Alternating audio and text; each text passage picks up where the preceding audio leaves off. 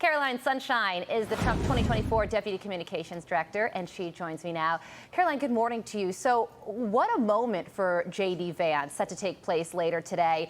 He didn't know he was going to be making this speech in this capacity until it was announced on Monday. And we are hearing that his speech is going to focus heavily on his bio, an incredible life story, and how that ties into the America First agenda. How does it tie into that agenda? Well, President Trump is the great American fighter. That's what I call him. You know, Ronald Reagan may have been the great communicator, but President Trump, the great American fighter, and he has selected a fellow fighter in choosing J.D. Vance as his vice presidential nominee. J.D. Vance, obviously an extraordinary American with an incredible life story.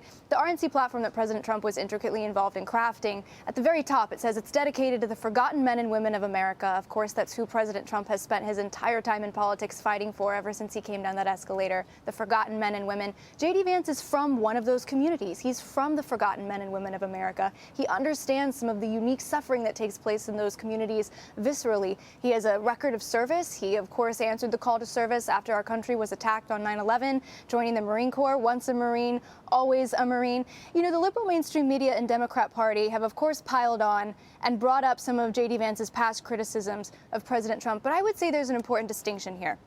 It's convert, not critic. And in that sense, J.D. Vance, I think, is very relatable to the millions of voters that we're seeing also come over to President Trump, who, sure, maybe in the past watched too much CNN, too much liberal mainstream media news, didn't have all of the facts. And it's not so much that they're critics of President Trump, it's that they're converts. Well, it's already been announced that the first Trump-Vance rally will take place in Michigan this Saturday.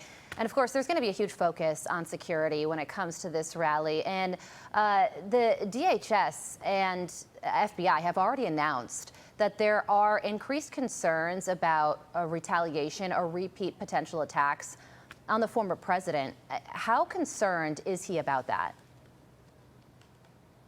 Well, as I said, President Trump is the great American fighter. The only thing more remarkable than President Trump surviving the assassination attempt on his life is, of course, in those moments following immediately after, his display of strength, where he leapt to his feet with blood still on his face, very much in still grave danger, and said, "Fight, fight, fight." In a moment like that, someone's true character is revealed. And Donald Trump revealed himself to be the fighter that we have always known that he is and will continue to be for the American people. We are so grateful to the men and women of the Secret Service, to the men and women of law enforcement who help keep us safe and are going to continue to do so.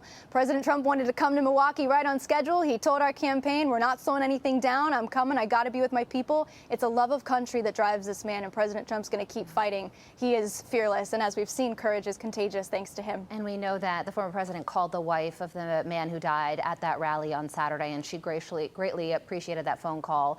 We also want to play this sound from yesterday's convention speeches. Governor Sarah Huckabee Sanders made this speech urging women to back Donald Trump. Watch this. When the president hired me, I was the first mom and only the third woman to ever serve as the White House press secretary. And in that role, I endured relentless attacks from the left. The left doesn't care about empowering women. Biden and Harris can't even tell you what a woman is. They only care about empowering themselves. Can't even tell you what a woman is going to be one of those lines that will get applause. What do you think about that moment? Oh, it's great to see Governor Sanders. I actually had the honor of serving under her in President Trump's White House when she mentioned she was the first mother to be press secretary. President Trump actually had a record number of women who served in the top ranks of his White House. He trusts women to lead in a way that I think is very unique. But look, as she said, the left can't tell you what a woman is, and they certainly aren't pro-woman. In fact, even just look at our open border, right? You cannot be pro-open border and pro-women in this country. We look at what has happened. We look at the memory. As I said, we are here this week to honor the memory of the forgotten men and women. Some of those women include Jocelyn Nungare, Rachel Morin, Laken Riley, all young women and girls who were killed allegedly by illegal immigrants allowed into Joe Biden's America. We've had over 10 million of them come across our southern border. You cannot be pro-open border and pro-women. So if we're going to talk about safety, we're going to talk about empowering women, we're going to talk about protecting life, protecting the vulnerable, we have to secure our southern border. President Trump has said on day one, he's going to launch the largest criminal deportation in our country's history, secure our border, make America safe again, but also keep our women and children safe. Caroline, thank you so much for joining us ahead of day 3 of the RNC. I'm sure it's going to be a memorable one. Have a great day. Thank you so much. You're very welcome. I'm Steve Ducey. I'm Brian Kilmeade. And I'm Ainsley Earhart. And click here to subscribe to the Fox News YouTube page to catch our hottest interviews and most compelling analysis.